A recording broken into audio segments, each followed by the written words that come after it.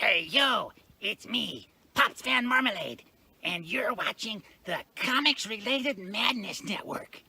Huh? So come get some. CromCon. CromCon. Hey, we want to shout out to our sponsors, Daytona Beach Comic Con. If you are a fan of comic books, if you're a fan of comic book conventions, and if you like meeting comic book creators and getting comics and comic-related stuff, then you need to make your plans to attend Daytona Beach Comic Con. This year's show is September 7th and 8th. Silverline will be there, so you should make your plans to be there too. We'll see you there. If you like comics and find yourself in the Orlando, Florida area, doesn't everyone come to Orlando at some point in time to see the House of Mouse? But when you're here, you need to make it a point to visit Coliseum of Comics, especially the one on East Colonial Drive. They carry Silverline Comics, even a limited edition Coliseum of Comics version of our comics. So, when you go, be sure to ask for Silverline Comics and tell them we sent you. OCD stands for Orlando Collector Deviants. OCD, Steve and Trish, they're a family of geeks who promote geek things, particularly those around the Orlando, Florida area. They're big supporters of Silverline, and we think you should be supporters of theirs too. Go give them some love. If you are an independent comic book maker and you need to get your independent comics made, you need to look no further than Kablam Digital Printing. They print our books, and they do a bang-up job. They're not only trusted by Silverline, but many independent comic book makers. Head on over to kablam.com and see for yourself just how easy it is to have your comic printed by them. And tell them Silverline sent you. Hi, this is Tim TK, host of That Silverline Show on Tuesday. Join us at 11 p.m. Eastern, 8 p.m. Pacific every Tuesday night as we discuss pop culture and the joys of making comics. Hi, I'm Barb Kilber, co-host of Silverline's Wednesday Wham. Join us each Wednesday nights as we discuss comics, literature, movies, and anything else that may catch our attention. I'm Roland Mann, and I host Silverline's Silver Sunday. Join me every Sunday at 8 p.m. Eastern as we make mine Silverline. Boom. Hello, everyone, and welcome to That Silverline Show on Tuesday. I am not Tim TK, who is normally the host. Tim TK. You look like Tim TK. I do look like Tim TK. Right? It's the buffness that's got it, right? Yeah. Tim TK had other business to attend to, and as far as I know, shall return next week to be your regularly scheduled host for That Silverline Show on Tuesday. But you are on the right channel. This is That Silverline Show on Tuesday, so we welcome you. Before we say hello to the folks here, shout outs to our sponsors, Daytona Beach Comic Con. If you like comic books and you like comic book conventions, you should make your plans to attend Daytona Beach Comic Con. We don't know when it's going to be next year yet, but we do know that this gentleman right here is planning to be one of the planning. Guests. So planning. Yeah. It's not inked yet. It's penciled in. No. It's just sketched in. You know, and fate has a nasty habit of stepping in and doing stuff. So it does, talk to those people in Florida after the hurricane. Yeah. So who knows? Yes. So we've got to get a date first, and as soon as Tom lets us know the date, we will begin to let you know, and then you can start to make your plans. But it is a comic book show for folks who like comic books, so you should plan to go. Also, thanks to Coliseum of Comics. If you are in the Orlando area and you like comic books, you should make your way over to Coliseum of Comics. The Claremont store and the one on East Colonial particularly carry Silverline Comics. You should go. They have a whole book rack of Silverline Comics. They do. Yay. It is their local stand, but we happen to occupy. And you know what I mean? All of it, yeah. And then when we sneak in, if there's any others, we move them to the side. We don't say that. Giving away the plan, Tommy. Coliseum no, we don't do that. I'm just of ours, and so we encourage you to go support them. Go spend some money at their store, particularly if you like comic books. Also, shout out to Orlando Collector Deviants, a fan site run by fan. What is that? I gotta get that tagline remembered. It is a fan site run by fan family. They do lots of walkthroughs through a lot of the local conventions, so that if you can't be there, you can still see what's going on and see what you. Oh, that's miss. nice. That's cool. Yes, very, very, very cool. We were on there. Tommy and I were on their last walkthrough because we happened to be at the Citrus show this past weekend, and Orlando OCD did a walkthrough, and we were some of the very first ones that what he does, he just starts at the front door and just says, "Look, if you come to the show, here's what you're going to see. Here's the front door. Here's the people who take your tickets and your money," and then goes to the front door, and he just walks around the show, and generally, sometimes he'll stop and say hi to the folks that are there, but it's a really cool walkthrough. That turned out to be a really good show too. Yes, it did. Yeah. And last but not least, shout out to Kablam. If you are an independent comic book maker, Kablam Digital Printing. If you are an independent comic book maker and you need an independent comic book printed, you should look no further than Kablam. They are the premier independent comic book printer. They print 99% of our stuff. I've never heard of those guys. Who are they? Yeah. I can't say they print everything we do, but they print most of what we do. So, and they are comic book. One of the things I've always said that I like about Kablam is they are comic book makers themselves. So they're not just they're not just dudes running a printing press. They make comics, and so they kind of know what you're looking for. So so be sure and check them out. So I am the interim host for tonight. I am Roland Mann, and with me tonight is the regular Tuesday night, Jose Fuentes. What's up, Jose? Hello. How are you? How's everybody? We are good. All good. How are you doing? It looks like you have power. That's great. I have power. I have internet. Cool. That's good. And it looks like you've got a French curve in your hand. Oh, nope, triangle. Oh, triangle. Triangle. So I saw plastic shining, so I'm like, well, Yep. that's good news. Triangle. You've got Tommy's got a French curve. A triangle. So Jose's a Tuesday regular, but also not a regular is you know what? I just noticed this is a date of no regulars. Rob Davis, how are you, Rob? Good. And I do have a French curve. I'm not using it at the moment, but I mean, look, buddy, you're not the only one. You have to have French curves. The only thing I couldn't figure out, honestly, how to use is the flexing ruler. I never got those things to work very I well don't have one of those. I've got because they don't work. Why they sell them to you, but they don't ever work. It's supposed to be so that you can create nice curved lines. You know what I mean? And be more like do it the way you want it, as opposed to trying to fit the French curve, right? But it's like drawing with Play-Doh or something. It's silly. It doesn't hold. It doesn't make sense to me. No, it doesn't make sense. It's like but you've just given me an idea for another show is how to use some of the art tools. Oh, listen, I taught Tim how to use Clip Studio Pro. Really? Yeah. On stream, we had using some of the tools that we use, and because Clip Studio Pro is what I use to ink obsoletes, we went over how to do it. And instead of me doing stuff, he had a page he brought up and was inking on the page with a mouse. Oh, That's wow. funny. With That's a Yeah, it was mouse? great. Next Yeah. thing you know, A mouse? Oh my gosh. No, I can't do that. I can't even That's- fathom that now. That's the first thing I ever inked with, using a mouse and Adobe Illustrator.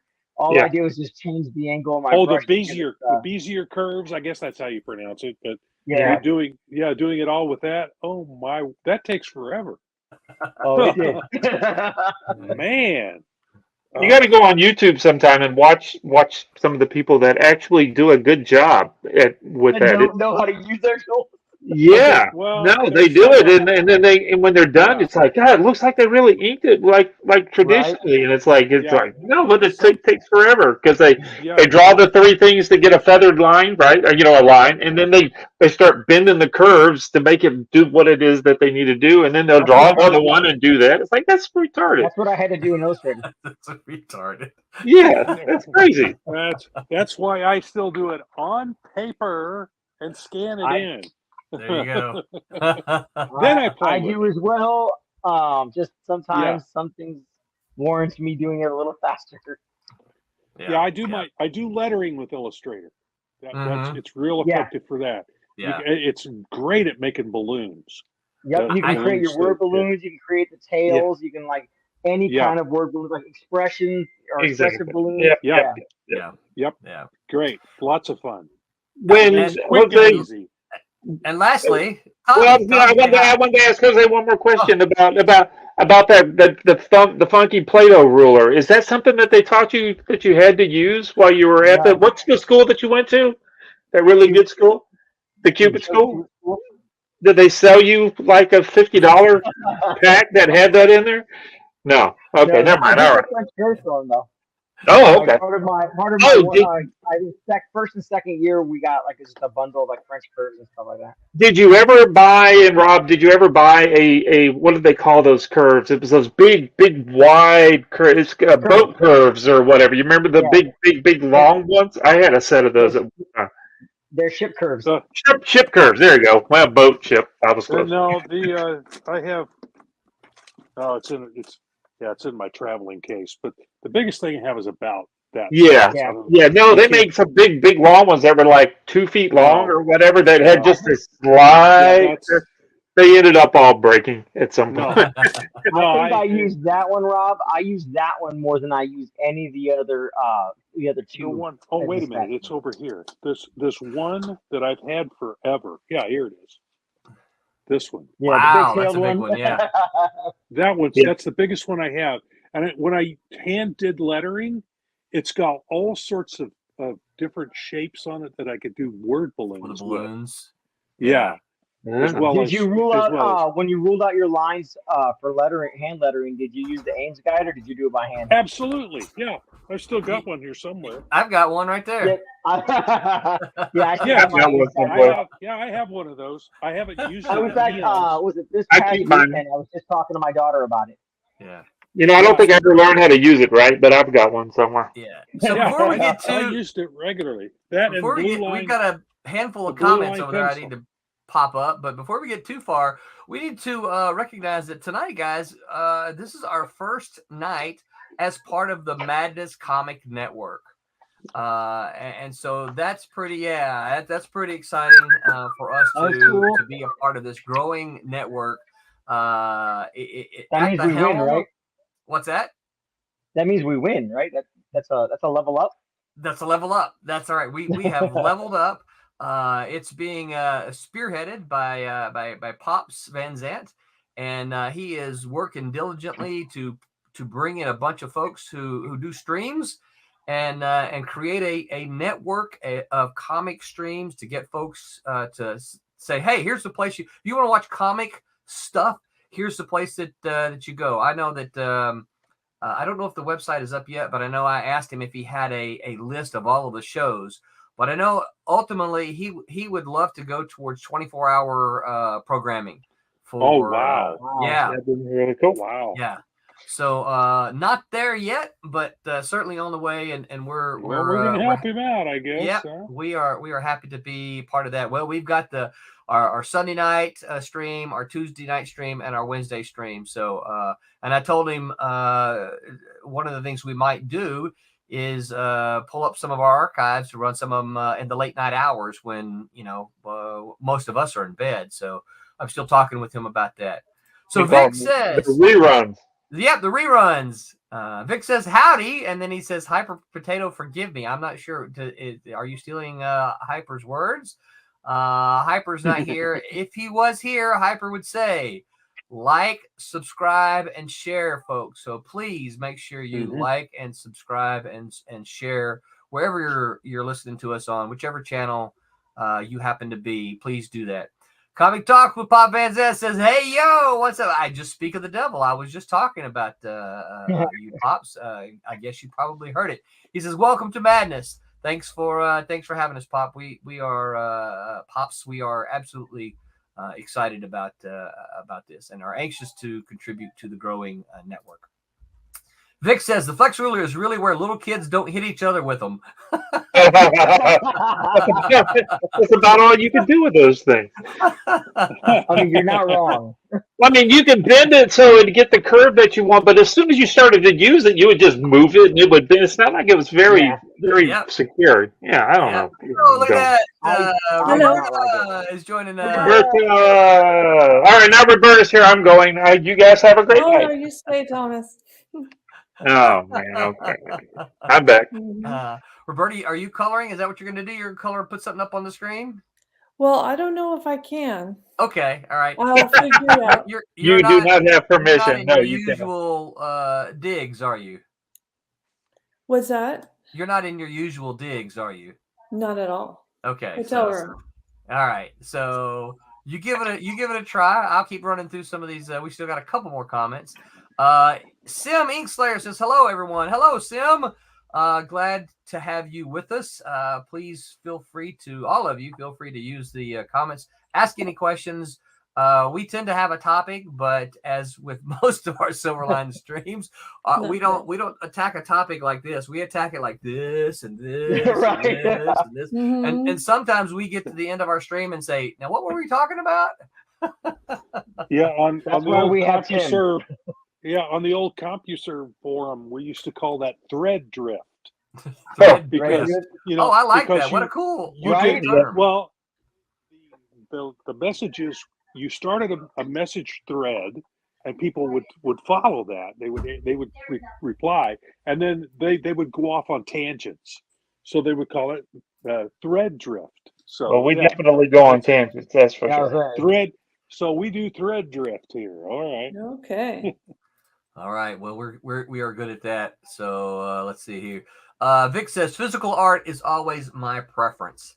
I agree. Yeah, I think that's a kind of a two-pronged thing. I think physical art tends to be the preference for a lot of people, but digital art tends to be the way, a kind of an easier way, right? To sometimes to get things done, you just go digital.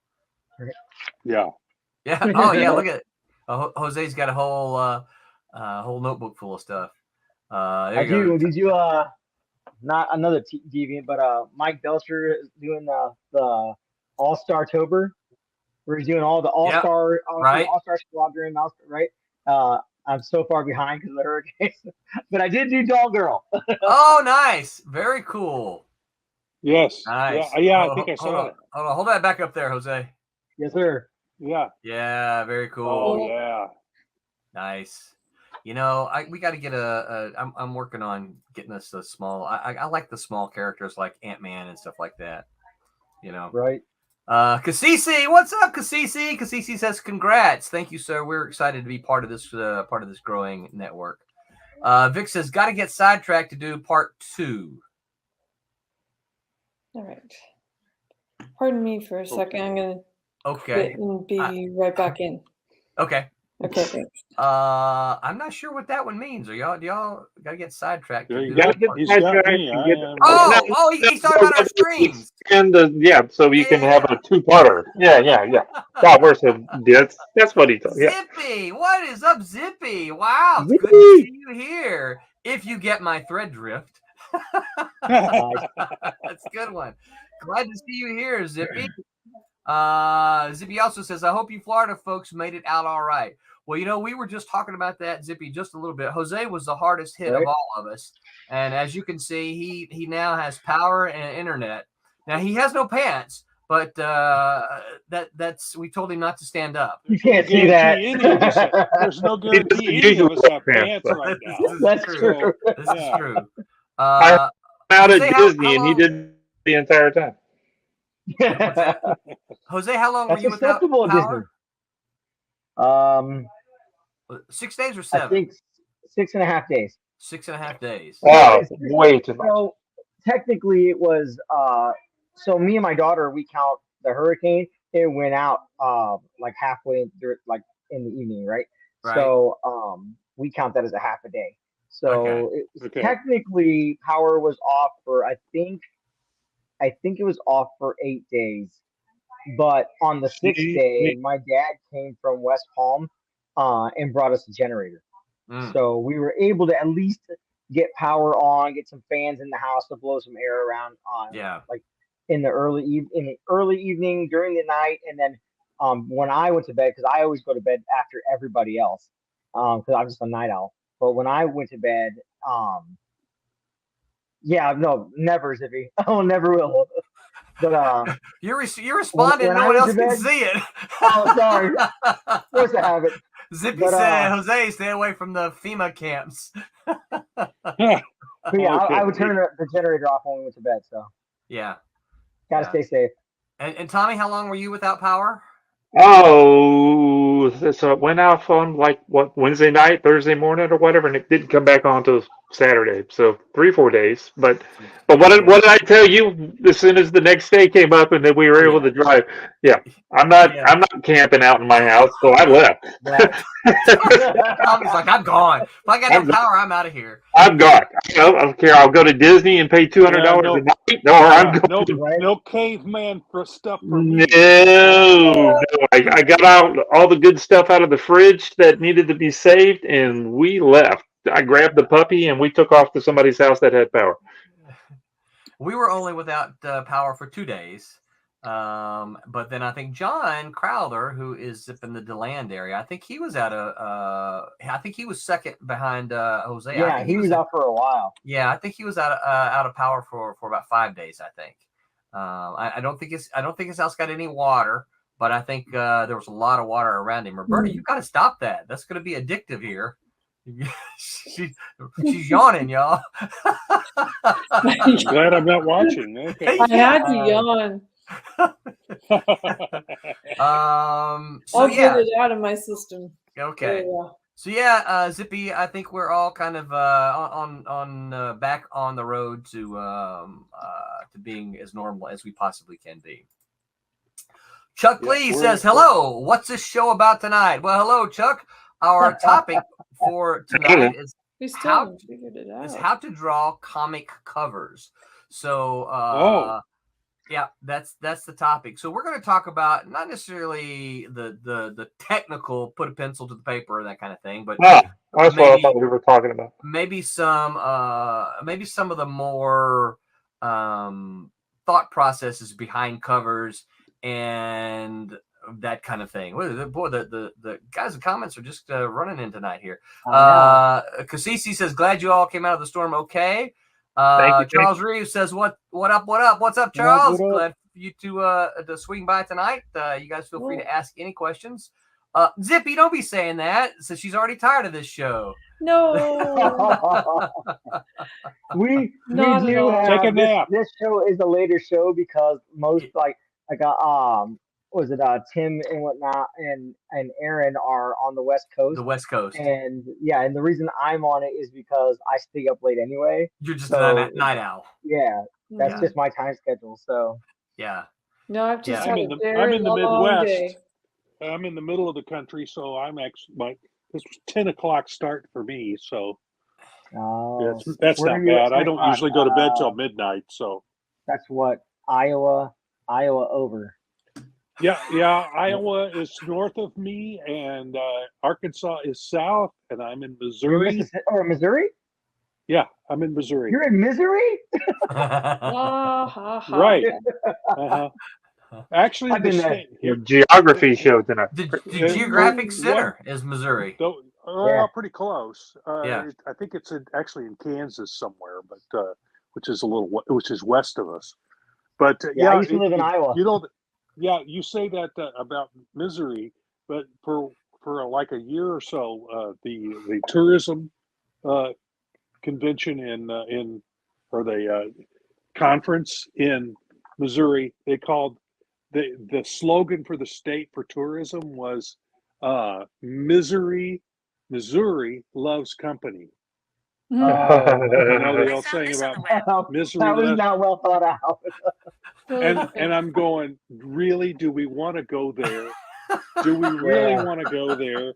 But they did, and so I don't know. That's why I didn't laugh at your little joke, Jose. I'm sorry. That wasn't funny. It wasn't funny.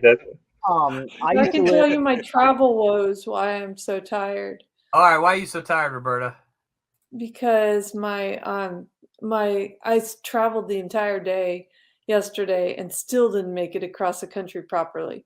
Wait, So how I did got you do- stranded. I got stranded on my connecting flight was left while the plane before it was landing.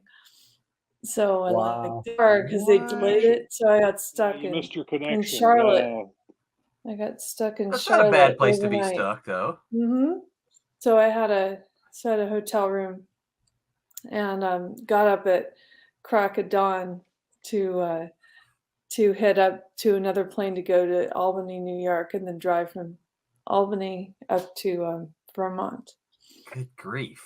Yeah, And that's a drive. it Yeah, is. How long a yeah. drive was it? How long a Oh, drive was that? it was like an hour and some. Oh, that's not It wasn't that bad. That- It was not that long a drive. No, Okay. from 'Cause I've Albany heard to. depending on where you're going in those states, sometimes it can take, even though they're close geographically, the roads don't always go where you need to go. Yeah. Yeah, it So- doesn't go straight, but it was Yeah. through the forest. It was very pretty. Well, that's not bad. Well, No. especially this time of year, I bet the Everyone's trees here are for the just leaves. gorgeous. It's gorgeous. Yeah. Yeah. So- My favorite was when we were Zippy in says Pennsylvania. Missouri. It would rain. Missouri, yeah. There's a lot of folks. Missouri, yeah. Missouri, Missouri. hmm Anyway, Missouri. this is my third Mississippi. day Listen, of like you've 4 been there. hours. E at the end, man. It's You know you've heard people say Missouri. half Missouri. the state says Missouri. Right? Half of the state of Missouri says Missouri. Says Missouri. Yeah, Yeah, but is it has an I at the end. I know. It's not Mississippi. It's Mississippi. So it shouldn't Well, be Missouri. Actually, it's Mississippi. Mississippi. Mississippi. Mississippi. Yeah. Okay, all right. Get the But whole it's middle. still E at the end. It's still an E sound. Okay. Sorry, you're hitting all my raw nerves tonight, guys. I'm sorry. Well, Roberta, with all this driving through the woods and stuff, did you go bike riding at least? Or bring bike ride to involve with this With story? what bike? Oh, You God. didn't bring a bike with you? Okay, never mind. They, then. they don't like to fly very well. I was No, trying they to bring my Zippy bike says ride. only the good half says Missouri. Only the good half. Yeah. Look at Very the look, Rob, funny. The look from Very Rob. funny. Rob is Is it never time going to for want Perry to come Mason on yet? Tuesday Oh no! Ouch. All right, so let's talk about comic covers. What? Yes. So comic covers. So I'm gonna spout something, and then hopefully it'll inspire you guys to say stuff. So I kind of contend that comic covers at one point in time, you would look at a comic cover, and it had more story elements than a lot of today's comic covers. Yes. I don't know when it happened. I'm going to guess probably. Oh, that's a great cover. I love that one, Tommy. Is that the one you picked up this weekend? No, I went through and grabbed a bunch of the spider because it's got that thing that you're fixing to talk about. All these little word balloons everywhere that talk about this. Yeah. Hold that back up there. Yeah. That's just a great cover. That's a fantastic cover. Oh, there we go. That's cool. Better like that. Oh yeah. That Ron Ron Friends or is that That's Romita, isn't it? It looks like maybe a thing by Romita. 128. Let me see. I think that's Romita. Oh, Could be. Oh, that smell. Smell the mold. Yeah, smell the mold. That moldy paper smell. Yeah. He's probably not gonna give the cover credits on the inside. I don't think they used to do that.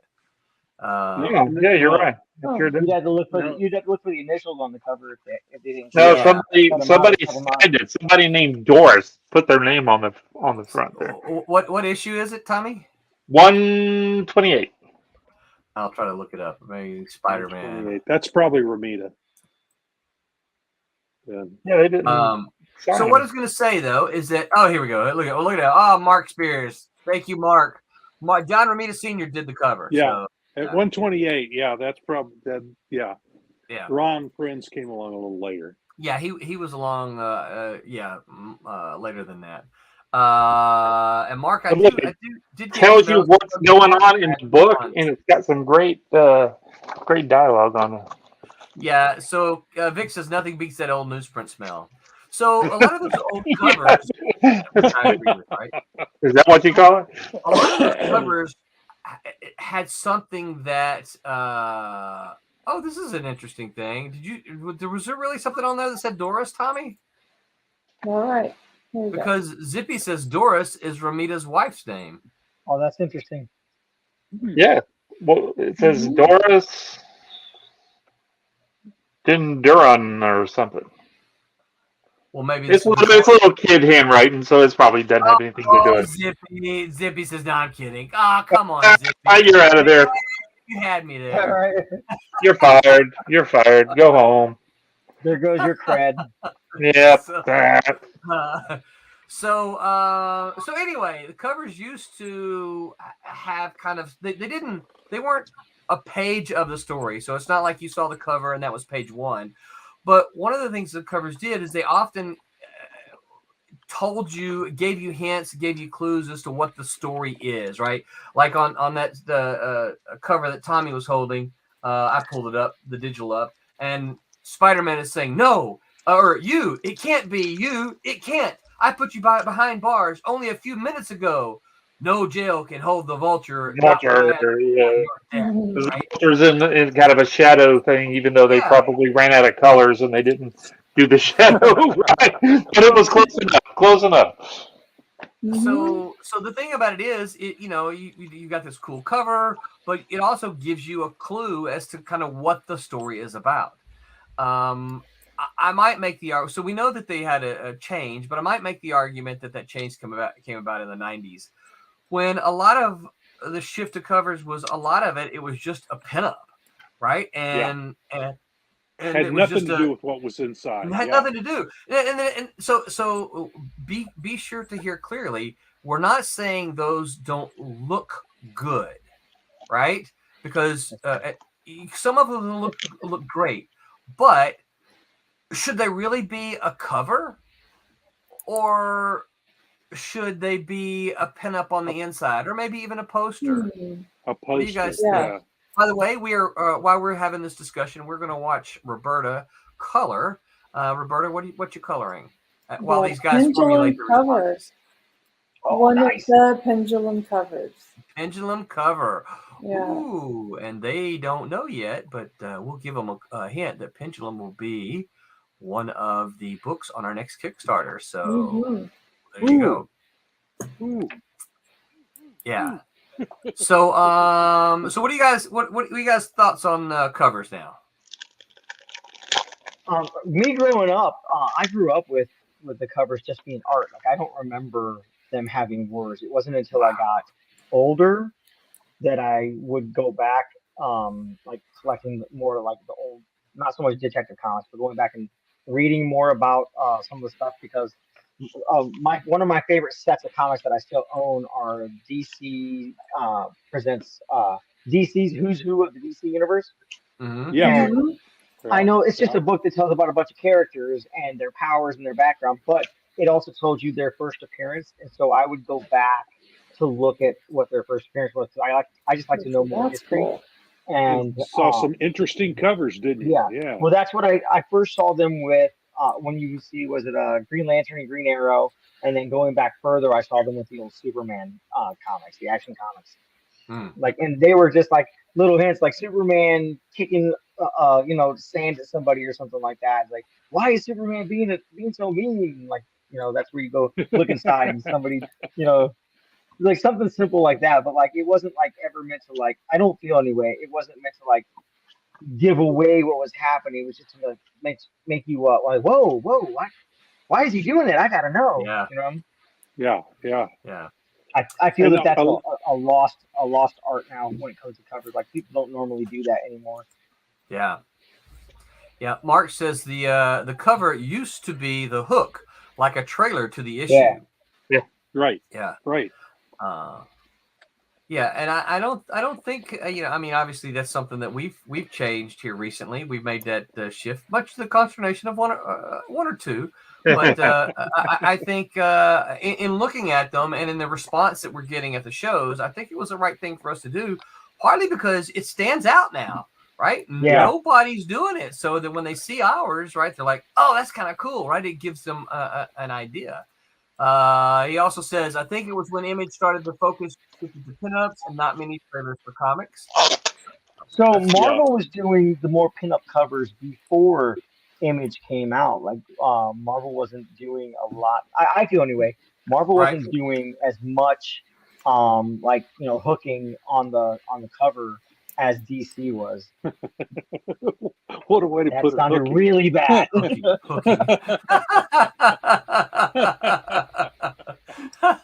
Yeah. I said what I said. Zippy said, okay, he had to look it up. Romita married his childhood sweetheart, Virginia Romita, of course. I actually knew that. I should have known that. It'd have been wild if it was Doris. It would have been wild. Vic says, Mark, yeah, it started with the McFarlane Spidey, in my opinion. Yeah, that's probably a good point. Right around that point in time when you can point to where kind of the change in covers happened. Yeah, because it's like I'm looking at this Human Torch book, and it's, I don't know if you can show it real quick. It's got this is Scotty Young book, not that he had what he picked for the cover, but this was 2003. Got this image. I just flipped through the whole book. He's not doing this anywhere in this book. He's not making that GQ pose. No, and he's not standing. He's not wearing that jacket anywhere really too much in this whole book, and he's not standing in this nice brick background alleyway doing any of this. This is not even in the book. Yeah. So what happened there is I thought it was cool when I bought it, but yeah, the artist did it so he could sell the cover at some show. Yeah, that's what a lot of that comes ding, from. Ding, ding, ding, ding, ding. Yeah. So let me pose this, and Zippy's got another question I'll put up here in a minute. But so let me ask you guys this. So we all kind of seem to be in general agreement about this. Do you think that the kind of the shift from story hook covers to kind of pinup covers, it has done a service or a disservice to comics? It's a disservice. Don't think it helps. So in regards to sales, I feel it's been beneficial because people now are like, oh, I want this cover because this artist, because Art Germ did this cover. Or it started with the alternate covers. Yeah. Which supposedly that's the whole story. That's the whole show right there. Yeah. But I dropped several Marvel books just because nothing. I would pick it up and it wouldn't be anything that was inside. Like that doesn't. I don't understand. Yeah. So you're saying that's a disservice, though, right? For me, it is. Yeah. I think so. Yeah. Mark. I think it depends on the. I think it depends on the book. Yeah. Because I think it can, if it's done really well and it piques your interest about the character that's inside, whether it's actually part of the story or not. If it piques your interest about what that character's about, because every book is somebody's first vision. Yes. So if it pulls a new reader in by going, oh, that's a cool looking character. What kind of stories do they tell with him? That works in that way. But I don't know that it on a regular basis it sells like it doesn't tell you what's inside the book. So if you're a longtime reader, you're going, well, this didn't tell me anything. Right. So in that respect, But I think in other respects it does help. But I personally, that's not the kind of cover I like to do. But I see the point. And I don't know. I would almost say that we could kind of look at sales of comics today, and overall, this is not attacking any particular thing, but overall, sales of comic individual comics are kind of down. And I would almost say this because we don't have anything like that. We don't have anything. And of course, we talked to somebody. Where were we? Talked to that? Was it? I don't remember. Was it when we were talking with Marv, or was it a show? Anyway, somebody was saying that part of the problem with a lot of comics today, independent comics anyway, is they don't last long enough to catch on. Right? They're either miniseries or they're intended as a regular series, and because sales don't do well out the gate, they cancel it. So they don't last long enough for them to actually catch on. Vic says Human Torch isn't a greaser in the book.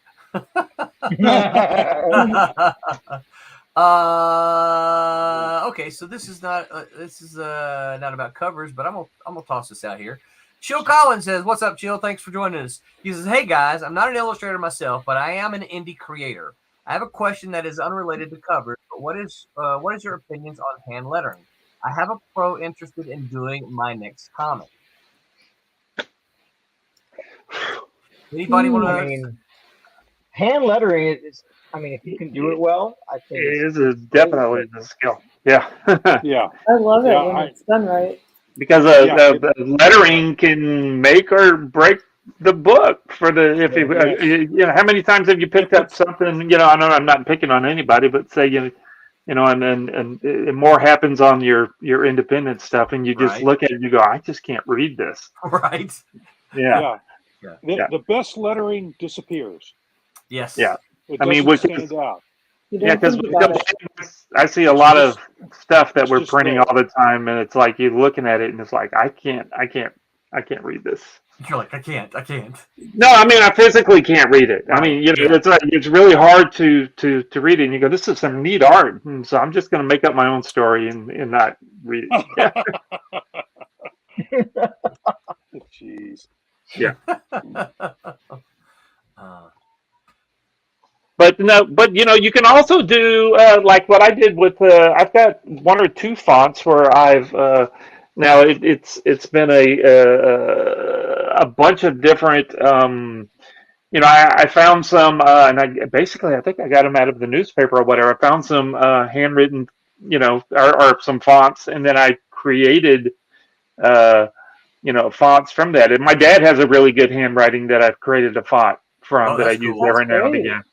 What did you use to create the fonts with? Phonographic, I believe, is a thing.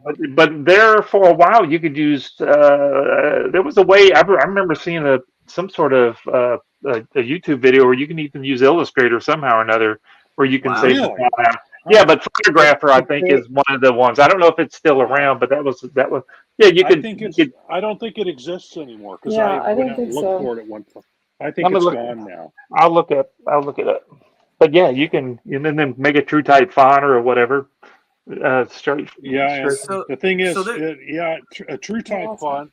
Adobe is stopping support for those. Yep. In some of their programs, you won't be able to use true type fonts anymore. So I think starting, next year. Yeah, it is. Yeah. So Chill, I think I've got a bunch of true type fonts that I think there's some things to consider, Chill, when you're talking about the hand lettering. As you heard, kind of the reaction here. I think hand lettering is awesome, but there's some things you do have to consider. Okay, so if you have it hand lettered, that means it's going to go directly on the page. One of the advantages of a lot of the digital stuff is that a lot of that stuff is easy to go in and fix and rejigger and make it work. If you've got unlettered colored pages, a digital file, you can drop any language down on that you want. You can make changes really easily. Let's say you meet somebody next week and they say, hey, I want to take your book and I want to translate it to Spanish and publish it in Spain, right? Well, if you've got all of the balloons and captions drawn onto the page, what you're going to have to do is you're going to have to literally scan those and erase those from the page. And then they're going to have to fit the translated text into those balloons. And sometimes it doesn't work. Sometimes it doesn't. If you've read very many translated books, you've seen them where they have, you've got something in the balloon and there's a lot of space, and in the next one it's a really packed balloon. Yeah. That's just Well, because and the also number of words don't always translate. Yeah, and sometimes you have books that read right to left instead of left to right. Yeah. Some countries, so you've got to flop every page. Yep. And when you do that, your lettering's going to go. Yeah. Your lettering will guide your eye. You know, the board balloon's got to be in a certain place. You know, I just did I'm not sure who asked the question a while ago. I just went on to the Googles and I put make your own font, and there's bunches of stuff came up. There's all kind of font making software out there. The question was about he had a pro offer to do his, or interested in doing his next comic, but it's hand lettering, so it's traditional on the board. On the board, yeah. Which also means that he's going to have traditional artwork, right? For the penciling and inking, or printed out. Or printed out on cardstock. Yeah, or printed out. Yeah. You always do it over on vellum, that kind of thing, so that way it's not on the board, but it's over the board. Sure, kind that's of not a bad idea. idea. A tracing paper, vellum, whatever. I like that idea. Vellum. Yeah. It has a great tooth to it. Yeah. So you could still do the hand lettering and then scan that and put it on you. That's not a bad idea. That's why they pay you the big bucks. The big bucks. They're not more of them. They're just bigger. That's right. So the Jill, I hope same that $5. It's just that it's a big cardboard. I hope that kind of answered your question there, Jill. Good question. Good question. Yeah. Mark says a service to collector, a disservice to stories. He's talking about the covers again. Vic says you can't do a trailer if there's no story. Just saying. That was funny, Vic. I don't know if you meant for it to be funny. If you did, bravo to you, because that was really funny. Yes, that's good. Zippy says sometimes a movie trailer is just like that issue. The entire first trailer for Schwarzenegger's Eraser was not in the movie at all. That's interesting. I did not know that. I think you're right. What happens there though is that those scenes that were in the trailer get edited out in the editing room. So yeah, they might have been in there at one point, but they get edited out later on. But that's a good point though. Vic says it was. So Zippy says if it was a teaser trailer, but it was involved and not shown in the movie. So okay. That's odd. Yeah. Why would you do that? I don't have Why any would idea. you do that? Vic says if lettering is good, it goes unnoticed. If it's bad, you noticed. And that is absolutely correct. If lettering is bad, you're going to notice it. And if it's good, you're just going to read through. Yeah, it disappears. It just becomes part of the story. So I'm going to go back up to one of Zippy's other questions. Zippy asked, let's hear about some of your all-time favorite covers. Incredible Hulk 340 is probably my number one. This is Zippy. Is probably his number one favorite cover. I gotta go look that one up. Good gracious. Oh, wait. Hold on there, Rob. Oh, yeah, Avengers number 4. God, I love this cover. I found it online and printed it out on cardstock to hang on. Nice. You're going to get in trouble. He's only going to get in trouble if he doesn't sell it. It's only for personal use. Yeah, I see. Wait a minute, I see 1 of 7 written at the bottom. What are you talking about? No, I am not selling this. No, this is just for my personal use. So, but yeah, this is my favorite cover. Period. I mean, that's a great everything's cover. there. Can I blow it up? So you got to give me a second because I'm on my artwork. Oh yeah. Oh. Yeah. Yeah. Mm-hmm. Yeah. Avengers number 4. That's the only. I will say this. That's the only one out of the first 10 Avengers that I don't own. Rob's got 3 copies. He can sell you one. No, I might have 2 copies of Avengers number 4. Really? Very low grade. They're very low grade. What? So, yeah, because I bought at Chicago Comic-Con and another.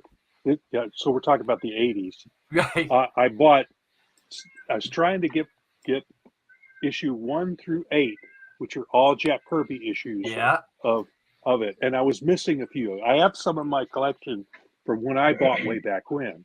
So I was trying to fill that in, and I bought 2 copies of some of them. And number 4 might be one of them. I'll have to look. Wow. That's the only one, I think out of issues 1 through 20, actually. That's the only one I don't have. That you don't have. Yeah, I'm about 20 I bought shy. that off the stand and then lost it when I was a kid. So I had to go back and buy a new copy of it. I just had to have it. This Hulk 340. This is it's funny. This Hulk 340. It looks like I guess that's Todd McFarlane. Wolverine on the cover. So okay. Yeah, so one with Wolverine, and then the Gray Hulk is reflected in Wolverine's claws. So cool. that cover. That's a nice cover. Yeah. So one of my favorite covers, and this shouldn't come as any surprise who's followed any kind of work that I've done, just because you've seen it pop up in different things that I've done. I'm gonna show it here. Open image in new. Is that Champion Miss Fury #1 issue? No. Let's see here. With the blinking light that comes on and off, because Roberta made the blinking graphic effect. Oh, that's cool. So, wait a minute. Roberta was showing the whole cover. What? Oh, look at that. There's the cover. That's cool. You can see the cover. Yes. That's nice. Great, right? In there. Nice. Yes. Now you're starting to pull, this the is lights one of my. up. That's cool. This is one of my all-time favorite Avengers covers. This is nice. Avengers 141. So when did this start? Was that one of the first ones where they did the guys coming from both sides of the panels? You know, good guys, bad guys, whatever. Oh no, I think they. When did that start? I've always wanted to. Every time we do this and somebody brings up like this kind of a drawing, I'm like, when did that start? I got to find out when that started, because we use it from time to time. That's a great cover, though. To be honest with you, somebody else tell us. I bet it started in the Golden Age, though. I would imagine the first time it happened. That looks like a Golden Age type of thing. I hear a cat. No, sorry. No, it's okay. I like cats as long as they're somebody else's. So, what about somebody else? A favorite cover? Yeah, I got mine. It's right here. All right, hold on. Little Nan So #1. It's my wife's book. It's the #1. Okay, I'm just shamelessly promoting my own book. Oh, I don't know. I just love, I see so many books. We've talked about this before on a lot of the shows. I see so much stuff. It all turns into mush at some point in my brain. Yeah, mine is was it the Flash? Was it Flash of Two Worlds with Jay Garrett? Yeah. Oh, that's a great cover. Yeah. Which issue? Maybe Roland can grab it. What's the I issue? can't remember the number of the issue. Oh, well, I can't look it up without an issue number. Google it with Flash of Two Worlds. Try that. Because I think that's the. I think if nothing else, it's distracting. 120 something. Flash of Two Worlds. 123. 123. Yep. I think it's 123. Thanks. Okay. It's not. Oh, see, look at this, and this is actually. This image is not very good here, but I'm gonna pop it up. Okay, let's see. That one there. Yep. Yeah. That's a great cover. That's Carmine Infantino, isn't it? Carmine Infantino. I didn't look that part up. I'm thinking. Zippy, Flash, where you at, help Zippy? me. Yeah. Flash, help me! I'm coming. I'm coming. Yeah. Yeah. Yeah, that one's been paid homage to many times. Yeah. Oh, that's pretty cool. That's a good one. Who else? Who else has got a cover? I'm trying to think of my favorite Spider-Man cover. Man, there's just so many. I can always bring this one up from what I got at the show the other day. Yeah. Yeah. That is a beautiful cover. Oh yeah, That's that cool. is cool. Yeah. Why do I feel that's ginormous? It is. ginormous. Okay. Oh, Yeah, it's a tabloid size. Yeah. It's a I'm just a little bitty man in a putty. I know, right? Whoa. All right, so Mark says Crisis 7. Let me. That's the one That's I think the was Superman, Supergirl, Supergirl cover, I was right? gonna say, is that the one with Supergirl? Crisis 7. and it's an homage to something else, if I remember right. But, We're just gonna leave it on me for a while. I can dance. Oh, Yeah. sorry, Tommy. You can dance if you want to. You can leave your friends you can behind. dance. You can dance. Okay, yeah, this is Crisis number 7. Yeah. Yeah, that that's is what a I was good- thinking, yeah.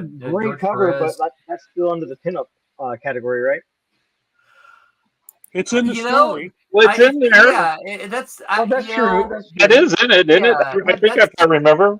I mean, Supergirl dies, so I would say that's You know, part of the story. Yeah, it doesn't have to be like because we're talking about it. Doesn't we appreciate it if it's not just a panel picked out of Right.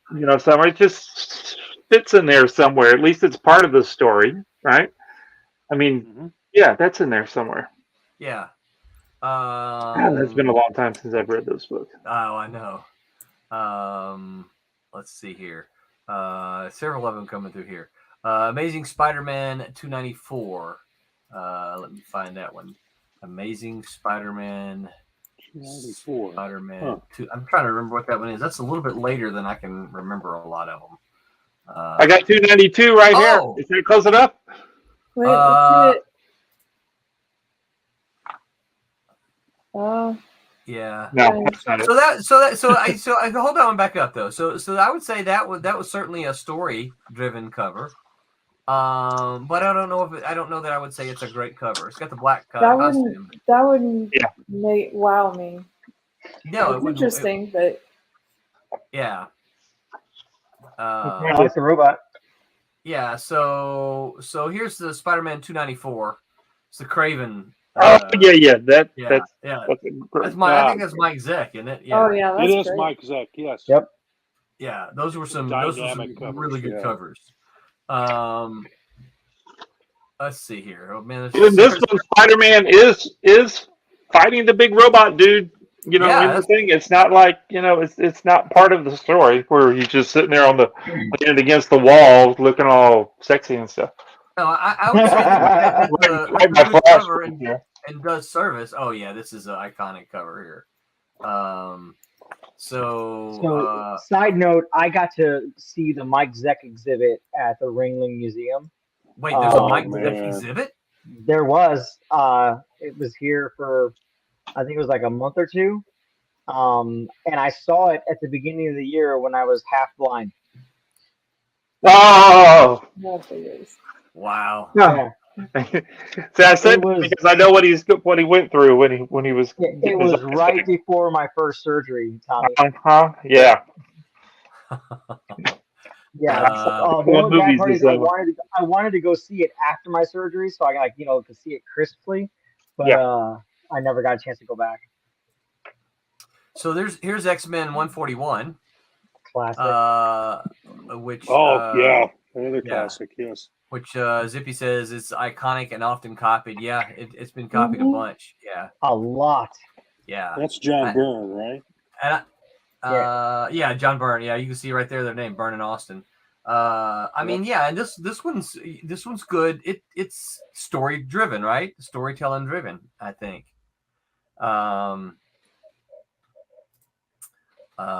Web of Spidey 32.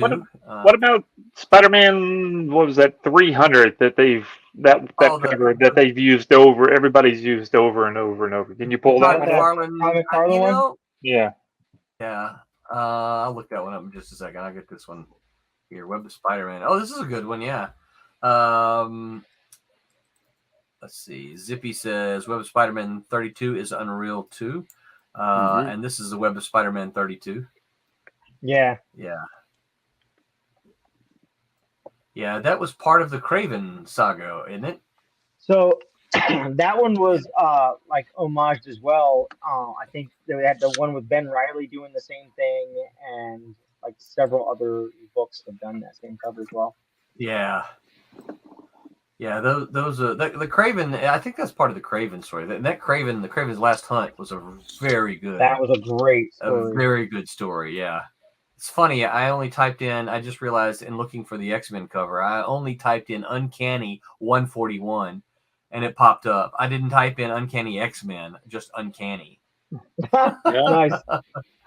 I tell you something that I like when we talk about these covers. So I'll just show you one of my favorite Avengers cover. Somebody somewhere has created these cover browsers, right? So and literally you can see. I wonder if I can. Yeah.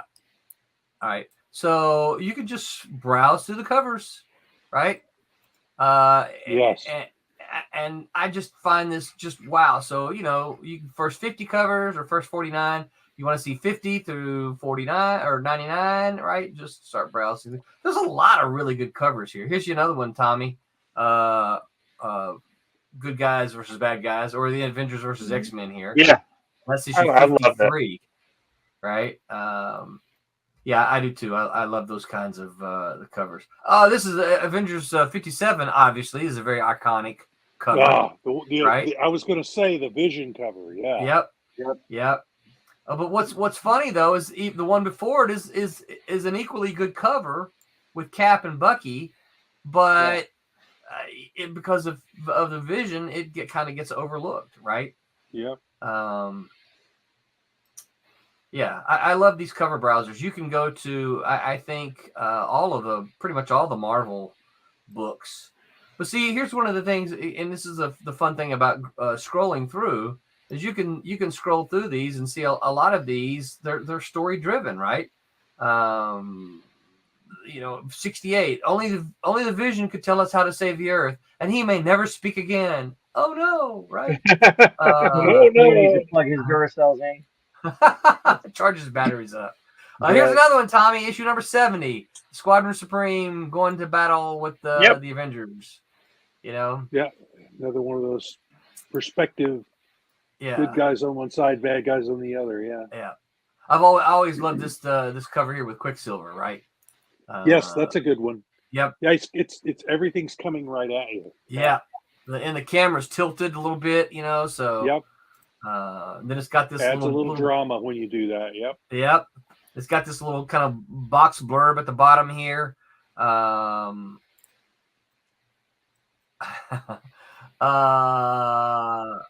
Yeah. So all right. So let's see here. I'll look up one more before we get to yours, Calculus. It'll be Vic, and then it'll be funny. So Captain America. America 332. Cap No More. That's a good one. Yeah. That's also like Zick. That's interesting. Yep. I like that angle. Mm-hmm. Yeah. And that comes to us from Zippy. It says it's not very known but very striking. I agree. And I think there's a lot of covers like that are good, but they're outshadowed by or overshadowed by something else. All right, so Vic asked this one here. Cat and Mouse #1 Air Cell. Let's see if it comes up. All right, yeah, so it does come up. All right, here we go. Look, somebody's got an entire run of Cat and Mouse, the first volume. Wonder how much they're asking for it. Error. It was probably it. So here's the first one, and this is Paul Gulacy. Mm-hmm. That's in my collection. Yeah. Cool. Look at Vic. Vic says, "What are your thoughts on Air Cell Comics Cat and Mouse #1?" He's taking the bait. I did take the bait. I will. So Paul Gulacy obviously is a. So you guys know I actually have the original colors for this. It was a gift to me from Malibu publisher Dave Olbrich. It's not the original art, but the original colors. I can't remember. I want to say maybe Marcus David colored it. But notice we've got a Steve Englehart quote on there. Talk about your 1-2 punch. Fun characters, fun art. This is what every new comic ought to be. Steve Englehart. Thanks, Steve. Yep, that's right. So yeah, there's the whole run, all 18 issues of that first volume. So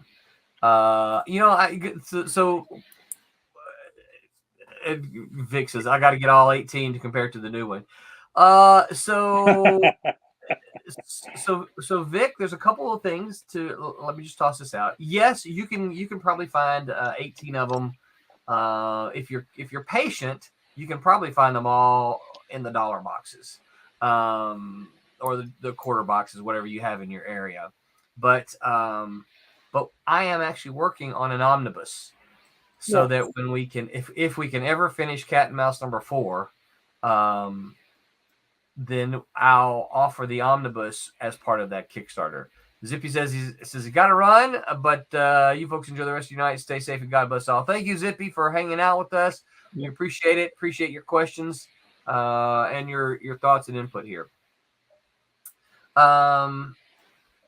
So Vic, if you're looking for the first volume, I'm a little more than halfway done prepping those pages for an omnibus. So how cool is that? Yeah, it's pretty exciting. It's actually been a lot of fun for me to go through, and I actually need to do. I haven't read them in a long time, and so as I'm kind of go through and prepping the pages, I'm kind of reading the pages as I see them, and I'm telling myself I need to sit down sometime and reread the whole first volume again, because I haven't done it in a long time. I don't know how you can prep pages and not just sit there and keep wanting to scroll through them. Right. That's a rabbit hole I would not be able to come back from. Yeah, I think it's one of these I got to get this done kind of thing. That's fair. Okay. I can't. I don't have the time to sit there and read through them all as much as I would like to. Man, I love that blue there. Yeah. This is one of the, and we won't go off on this tangent, but this is one of the problems I have about a lot of modern Marvel and DC books. They seem to be afraid of primary colors. Yeah. They darken everything so They're much. Muddy. They're muddy. Yeah. Yeah. They're not good reds and good blues and they're just they're muddy, and I just I like to see the the bright colors for a reason. So so Rob, so since you do covers here, let's had some close by here too. Well, let's pose a question to you. Okay. This kind of and this kind of where this conversation has kind of gone. When you go to approach a cover, what do you do? What's kind of your thought process about that? Lemon Pie says hello. What's up, Lemon Pie? We're talking about covers. I try to find a very dramatic scene inside the book to pull out and do the cover of. It may not.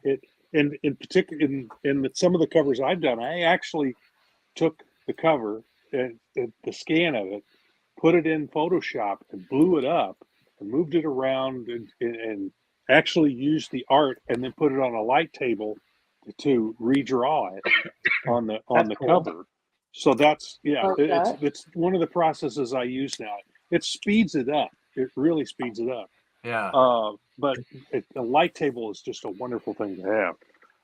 When you're an artist working on real paper and with real ink. But anyway, that's what I do. I have mine taped to my board or taped to my drawing desk.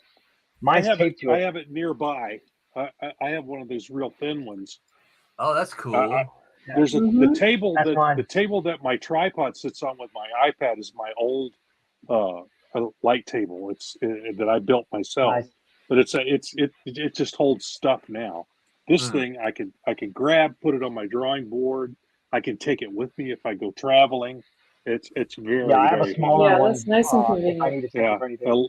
11 by 17 size, so I can do a full Comic pages, comic book page, original art comic book page. But that, and I've got a tabloid size printer on that's attached to my computer, so I can print out a full size tabloid sheet to do the cover with. Oh, That that's has even been better. my most favorite Father's Day present I got from my kids was a wide format printer.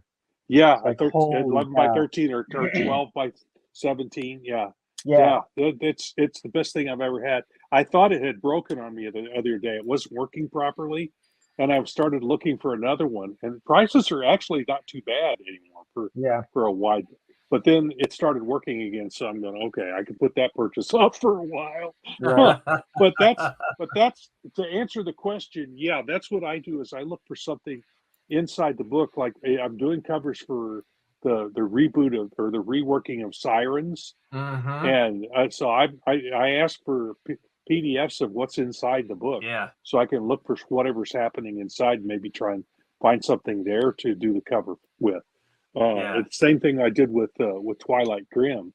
The first issue was kind of an homage to that poster from Star Wars where Luke Skywalker's standing there with his his sword stuck up in the air. So I had Twilight Grim holding a cross and light, flying off of that, and then the beautiful women at his feet. The three women in the book. But after that, I actually went through the book and found panels. Like I think this is. I've got. Yeah, this is, I think, 2 or 3. Which one is it? This is number 3. And that's actually directly from a panel in the book. I blew it up. I blew it up, and I thought, and I cocked it just a little bit. The panel, I think, was not quite as cocked as this one is. But I played with it a little bit in Photoshop. But I put that on the light table and essentially redrew it that way, and it went back in and inked it myself too. But that's from a panel inside the book. And then for 4, I did something very similar there. That's a good cover too. That's the motorcycle coming through this roof. Now I think I used a different. I actually took 2 different panels from the book. This is the vampires at the bottom's from a different panel. And I blew that up and just kind of, rejiggered it around. But that's what I try to do is find some dramatic scene that will grab the reader and say, wow, I wonder why that was going on. That's pretty dramatic. So we ended up, the text for that one, we ended up doing something. That one was one of the first ones we did the little blurbs on. Yeah. If I recall correctly. Yeah. I'm trying to remember what we said for that. I think something about Thanksgiving or something, wasn't it? Yeah. I think something like that. Thanksgiving. Yeah. You didn't invite me to Thanksgiving dinner or something like that. That's what I came up with. But that was number 4. Yeah. Here we go. So. Yeah, I just found it. Yeah, I was gonna show the final version of it as well. So. Let's see. Photoshop is being particular here. It does that. Update it. Yeah. I hate when you go to type something in and then your computer shoves you over to a different software. It's like, no, I'm here. So I couldn't for the life of me automate batch a bunch of the open files that I had that I was trying to do. Until I went in, I was like, "Oh, okay, I need to update." So I updated it, and after that, it was fine. Yeah, I hate that they lock stuff out like that. Yeah. Okay. Let's see here. Where's it at? Sometimes I go back to a previous version. I keep the older versions, and some of the stuff they change it. It gets broken, or it doesn't work the way it used to, and I'm used to doing it a different way. So I'll go back and find an older version of Photoshop and use the older version to do one thing. Right. I have Adobe or whatever it is, Photoshop, Illustrator, InDesign CC. But I also have on my computer Master Suite. I think it's Master Suite 6 or Master Suite 7. Yeah. So Yeah.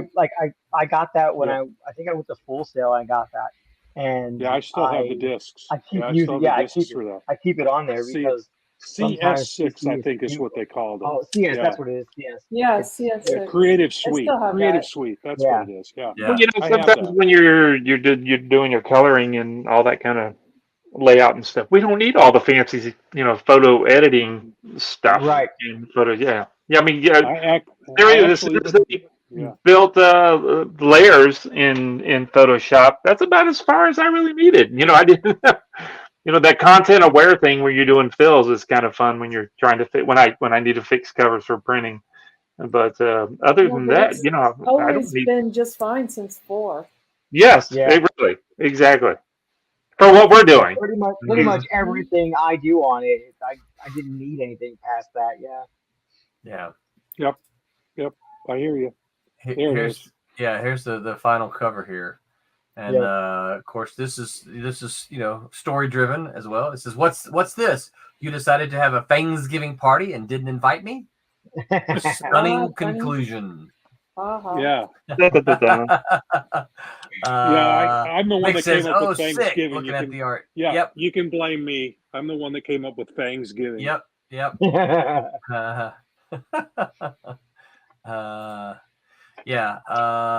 Vic says going to the Office Depot for scans is a pain, especially the judgment maintenance people.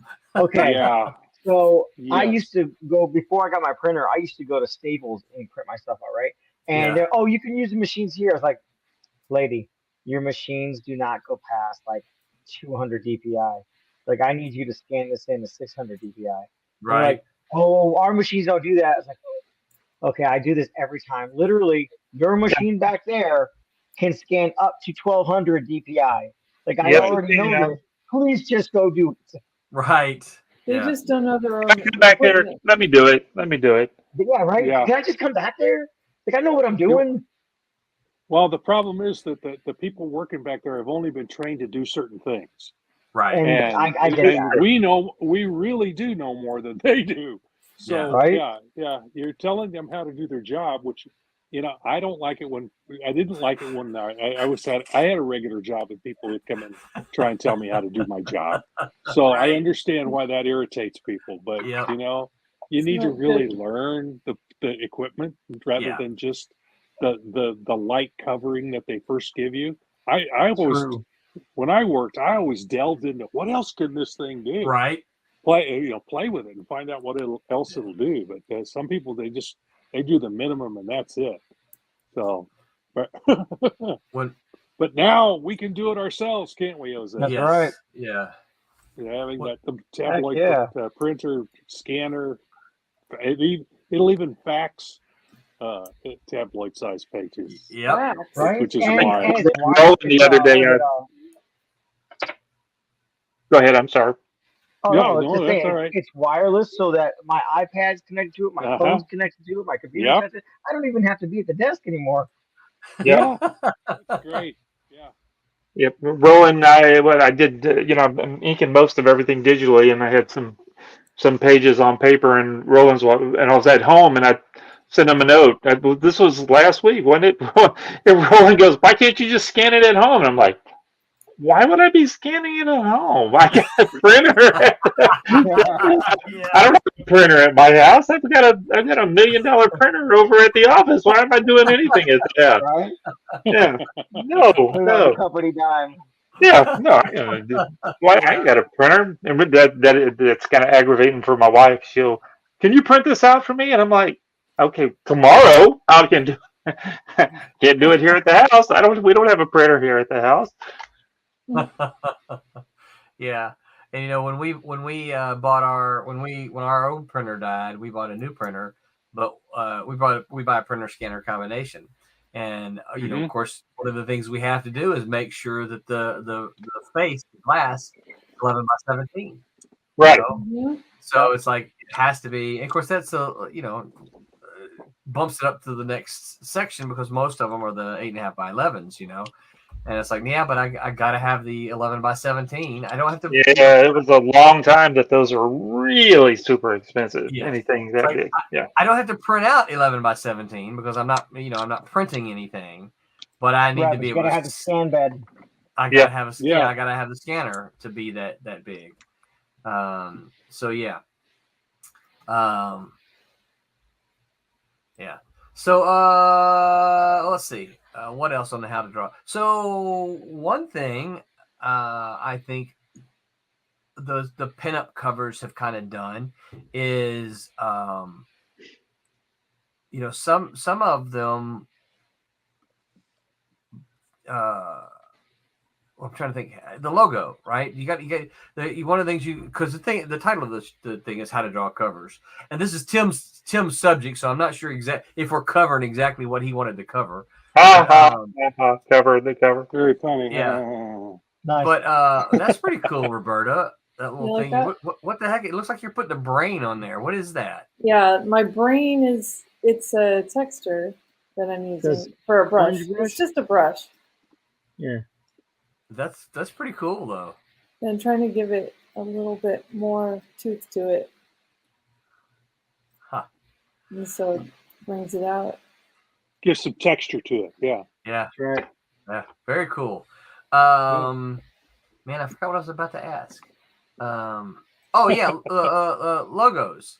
One of the things, of course, I know you guys on Wednesday talked about.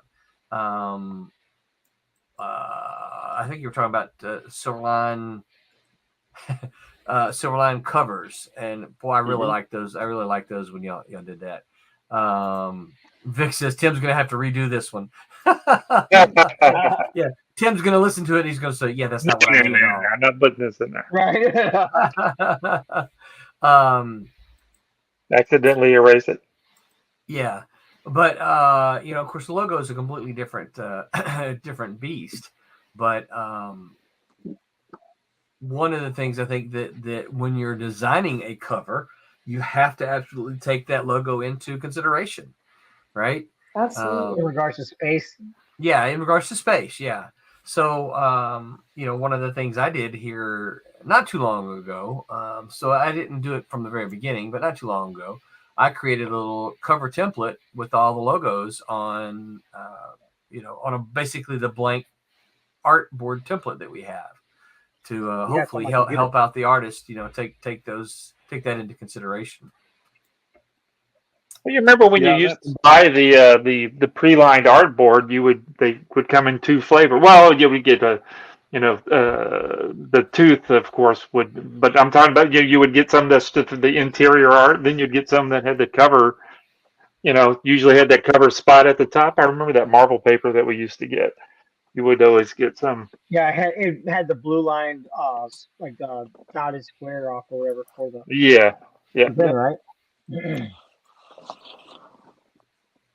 I remember a time where I was like, I don't know what that's for. That's neat. Yeah. I was trying to see if I could. I've actually got one. Oh. A Marvel. Some board? Yeah, there you go. Yeah. Marvel board. Yeah. Yeah, it's got the spot for the barcode or whatever they want to stick in it at the time. Yeah. Yeah. That's pretty cool. That is different than what I saw. That's cool. That's from the 80s or 90s. Yeah, 90s probably. I don't think they probably don't have it like that anymore. Heck, most people aren't even doing it that way anymore. Yeah, I'd say I've not seen it like that. I will say that in art school, I could not for the life of me understand the ruling. I know it said bleed, trim, and all that, but like the ruling you rule out when you do panel stuff and whatnot. And Jan Dursuma showed me how to do it. And I was like, oh, okay, I got it. So I did it for some of my pages for some of my assignments. And then Tom was like, you didn't do that right. I was like, I did it exactly how Jan showed me. He's like, no, you didn't. I was like, I sure did. He's like, no, you didn't. So I went back to Janet. Sure enough, I screwed it up. And so I actually had her I actually went out and printed a copy, just on regular paper, the blue line paper. And I had her measure it out for me so I could use it. And for all 3 years of art school, that taped to my wall and then right next to me so I could use it. funny. And then, yeah, I printed out the Silverline thing that you Yeah, sent hold out that back- digitally. hold that I back actually up there. put it on. Yeah, I put it on. You may not be able to see it very well. Not well, That's yeah. cool. that's cool. It's so blue. Yeah, the blue line just kind of disappears. Looks But yeah, so cool. I printed it out on cardstock, a light, cover stock, Nice. so I could use it for the covers. But what I do now is I do all my stuff. I have I have a template that I made, Oh, nice. Oh, Yep. that's cool. Let's see. and I take 11x17 paper I like that I it. bought, and I put it inside of that, and it's got I don't know if you can see, Yeah. Yeah. Ready? Yeah. Yeah. got the red the panel lines and all that, and every time I need a new one, I just slap this on the table and And goes. use my I got a rolling square that goes up and down Nice. to get the lines to go across this way. I just Oh, tape that's it down pretty cool. and line it all out. And, yeah. And then I just slip it over so it's right there when I need it again. Just waiting But for you. yeah, rather than write pre-ruled paper, because I used to try and find some. It's hard to get a hold of anymore. I think, Yeah. does Yeah, Blue Line still even do that anymore? Blue Line? I don't Anybody know. about them? I'm not. Yeah, That's I remember. Yeah, we for a short- used to offer it at Kablam. We would print it on whatever Bristol that you wanted, and then people quit ordering it, so we quit doing it. Yeah, I started. I bought a bunch of it. I bought like a book's worth from Kablam, and then Yeah. I went back later to try to buy some, and you guys had stopped doing it. So Yeah. I know the I was a Tuber little School still disappointed. sells it. Oops. Sorry. Yeah, That was Barry's yeah, fault. they may have the Blue Line. Well, that's when Yeah. I created the template. Now, it's cheaper. It was cheaper to buy the paper and do it myself anyway. So, Here we go. but I did like it when Kablam did that. Then I knew everything was going to be in register to be used properly by the printer. So I'll share this really quick.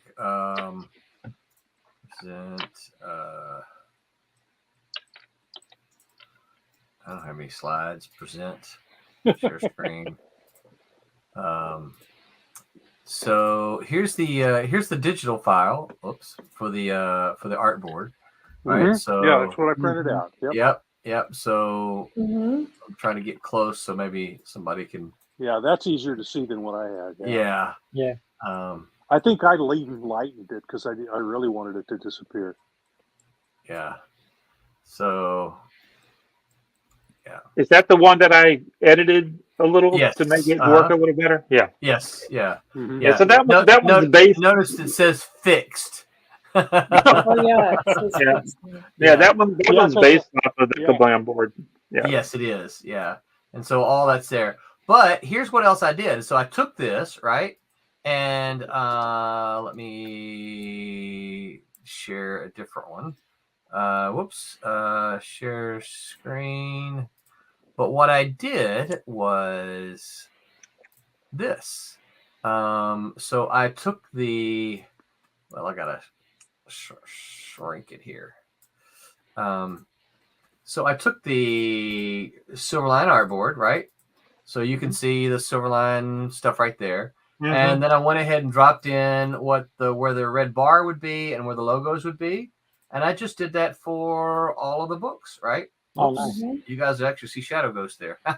Oh, some others that don't exist yet. But there's the Silverline team up, right? There's Pete gets ready to do the cover, or whoever. Then they've got this as a guideline for where they can put. Yeah, 'cause digitally. Yeah. So some of them are a little bigger than others. So this is what we use to kind of give the artist guideline for the covers. So, and there's two of them. So, whoops, that's not the same one, is it? No, we have so many titles. I couldn't get them all on one. I couldn't email them all on one thing. So, Bear, Beyond the Stars, right? It's cat and mouse. Huh. Oops, there's another cat and mouse logo. You didn't see that. Demon Tales, Tales. right? So, a yet undesigned subtitle. I forgot I put that up there. I think that should be the subtitle. Worked out just fine. Right? Yeah. And of course, That's Nightrise. Cool. Yep. Cray, Obsoletes, Pendulum, Rejects, Rochelle, oops, Satin's Wave. Oh, well, anyway, there's some stuff that. You saw it here first, people. That's right. Didn't mean to show a couple of those, but yeah. So that's just done in an effort to kind of assist those who are doing the covers to leave room for the logo. Vic says, I wonder if you can buy old Marvel paper. I'd say you'd have to be able to find a source for it. All right. Something less boring than the Bristol I use. Vic, I'll happily send you the Silverline. The closest paper to what Marvel used to do is Strathmore Bristol 500. 500 series. I prefer the 400 series myself, although lately I've been buying the 300 because it's a little less expensive. Yeah, it's passable. My favorite though is the 400 because I like the tooth on the vellum version. I was gonna say it's really nice. Yeah, what's that now? Sorry, who asked the question? Don't be jealous about not having the Marvel paper because sometimes I would get stuff and it was all over the place. Sometimes the ink, sometimes it'd be good and sometimes it'd be not so good. That's the thing. I don't know. I think they sourced it differently at different times, and the Strathmore is the best. Yeah, the Strathmore brand is the best paper. As far as that's personal opinion. Yeah, that's the stuff that I like and I use.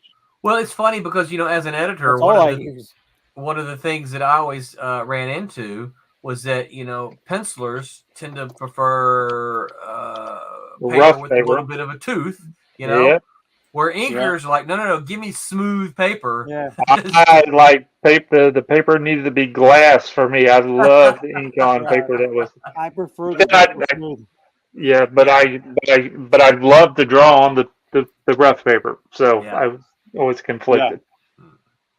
Well, guys, I just looked at the clock, and our time is over. So, anybody want to add any final thoughts to covers? Which was our bring back the old. We could have done this for another hour. Yeah, we probably could. Yeah. Say that again, Jose. So we bring back the old school style covers, the ones. Which is exactly what we're doing, right? Right. Yeah. Yep. We're trying. Yeah. Yep. Yeah. That's where we're headed. Yeah. You can of course Jose, you remember, but you can ask Tommy. One of the things we've noticed here is that people are pointing out that our covers there's a, hey, this is cool, right? Because we have the dialogue and the text on them. It's something that's a little bit different for them, and it stands out to them and it tells them something about it, and that's partly what you got to do is you got to give them something, because there's so many covers now, so many comics, they're just inundated with all these images, and what makes and the thing about it is many of them, the art is good, right? You look at it and go, wow, that's really good art, but I have no idea what that story is. Right. Mm-hmm. And so that's what I think and hope is going to make ours stand above the others, because we've still got really good art, but we're going to have something on there that's going to give them a little idea. This is what this story is about. Rob, you mentioned Sirens earlier, and I know I've told you this before, but that Sirens 1 cover you did, and coupled with the dialogue that you're holding it right there. Look at you. Nice. Yeah, coupled with the dialogue that we added, I just think that's one of our strongest covers.